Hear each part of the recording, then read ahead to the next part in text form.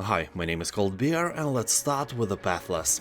This is a perfect game for fans of Journey and Abzu, although with a tiny bit of more action implemented. Here you will become the Hunter, a master archer who travels to a mystical island to dispel a curse of darkness that grips the world. Soar through the air and forge a connection with your eagle companion. Perform fluid acrobatics and execute awesome trick shots with a unique archery system that allows effortless shooting while moving at high speeds. The evil won't rest until the world is destroyed, so what are you waiting for? And now I know that you are concerned about the most important thing. Can you pet the bird? And yes, you can, so it's automatically a good game. Also, it has very positive review score on Steam.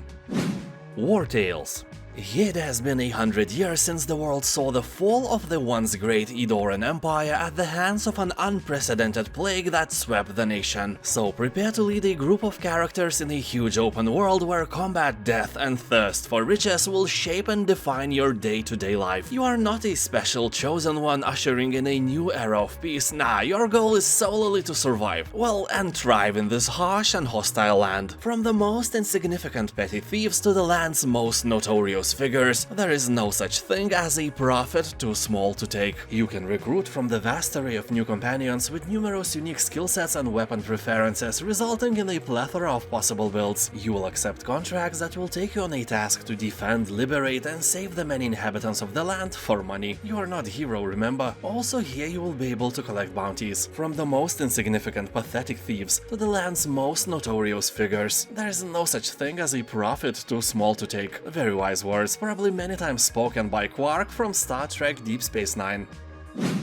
Deep Rock Galactic. This is a 1-to-4 players first-person shooter featuring badass space dwarfs and 100% destructible environments. Here you can play alone or work together with other players as a team to dig, explore and fight your way through a massive cave system filled with hordes of deadly enemies and valuable resources. Pick some powerful guns like flamethrowers, Gatling guns, portable platform launchers, and show those puny aliens who's the boss. Dwarfs may be small, but they are really powerful. We in Lithuania have a saying, Neugis or smugis. Meaning not the size, but the punch is what really matters. And your punch is really, probably weak in real world, but really impactful for the alien population in these dangerous caves. People on Steam are talking that there is no reason not to play this game, and I have to agree, show those monsters the true meaning of extinction. Rock and stone, baby.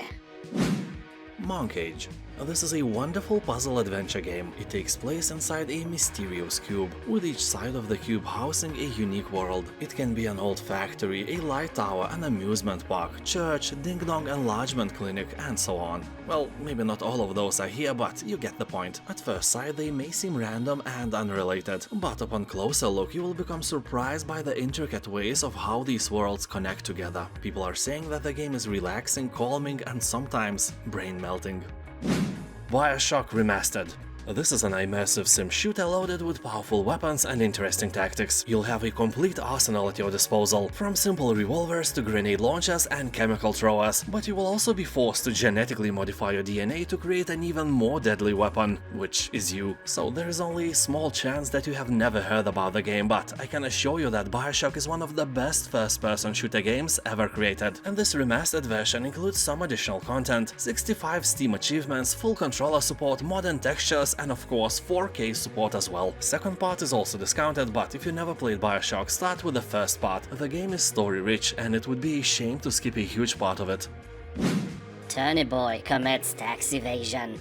He will take control of an adorable turnip who happens to be an absolute menace to society. After failing to pay taxes and getting evicted from your home, you must go on an epic quest to pay back your massive debt to Mayor Onion. Use garden tools to solve plantastic puzzles, meet eccentric vegetables and fruits, and take on treacherous fights against animals both big and small, including the capitalist swine. Along the journey, uncover what's spoiling this garden community and rise to tear down the corrupt vegetable government. In other words, you are a lazy, shady turnip that wants to evade paying taxes and, along the way, start the revolution. Some kind of Lenin, I guess.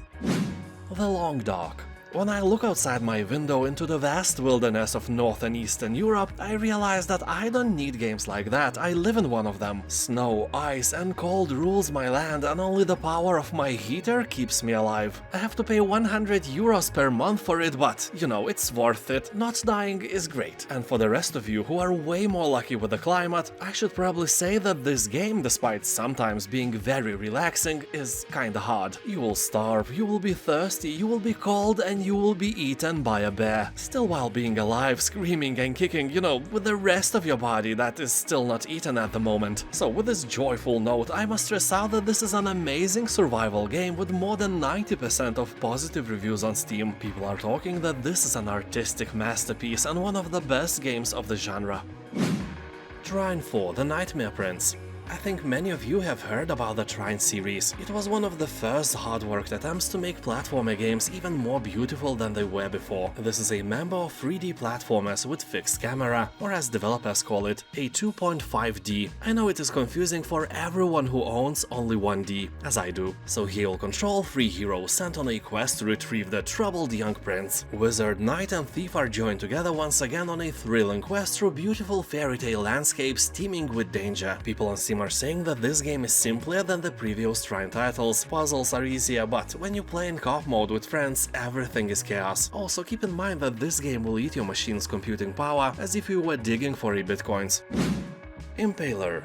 This is a minimalist retro arena shooter with spikes. You'll summon spikes to slay monsters, build barriers and reach higher ground. The game is challenging, rewards movement, and each run feels different thanks to roguelike elements. Here you'll overcome the increasingly difficult hordes of monsters by upgrading your weapons and abilities. The game has a retro art style and really not bad soundtrack. Also, developers use their own engine, so the game feels really smooth. Basically, if you feel nostalgia for classic Doom or Duke Nukem games, Impaler is a wonderful choice. Also, the price is a joke even without a discount. The game is short, only about 2.5 hours, and can be completed in a single sit-down any evening, which is great. Syberia: The World Before. The game consists of 2 parts. In the first one, you will play as a girl who is beginning a brilliant career as a pianist. However, shadows begin to appear over her future at the dawn of the Second World War, and the next part of the story will take action to a year of 2004, where you will play as the girl imprisoned in the salt mine. A tragic event propels her into a new adventure in search of her identity. So you'll play in both timelines and explore a fantastic and poetic world with its amazing sceneries. One thing I can say for sure, this game is beautiful. Of course, not as beautiful as you, my friend, but still looking very good. The art direction is at the top level, and it alone should spike your interest in this adventure game with a great story, especially if you like to solve some complicated puzzles and not crack hardest riddles. Oh yeah, sadly the game is not for the weak, it will squeeze your brain power quite well, and all that is accompanied with a symphonic soundtrack composed by Einon Zur. You probably know his tracks from Syberia 3, Fallout, Dragon Age and Prince of Persia. Also on Steam you can try the free demo version.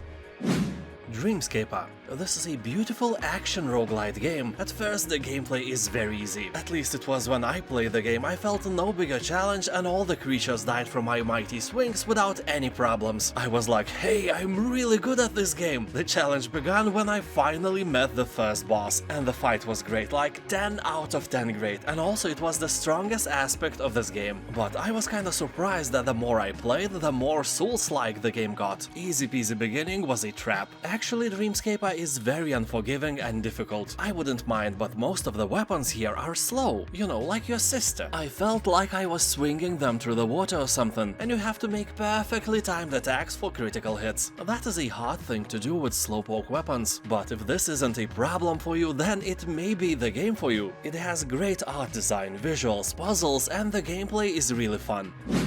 Jagged Alliance 3. In the sequel of the legendary tactical strategy turn-based franchise, you can select from a huge cast of mercenaries, all with their own unique personalities, quirks and backstories. Then go out and explore the land as you meet new people, earn money, grow your team and ultimately make your own decisions that will decide the country's fate. Here you will also find a campaign that you can play alone or with friends in online co-op mode. Control territory, train the locals, command multiple parties and defend against enemy forces in an alive and active world. You can customize customize your weaponry, and even decide on the fate of the country in an open RPG structure. Honestly, I was really skeptical about the game's quality before the release, because sequels like that, especially after so many years, tend to flop, while most of them actually fail to live up to the expectations. And Jagged Alliance 3 wasn't anything like that. A very positive review score left by thousands of people proves that without a sweat.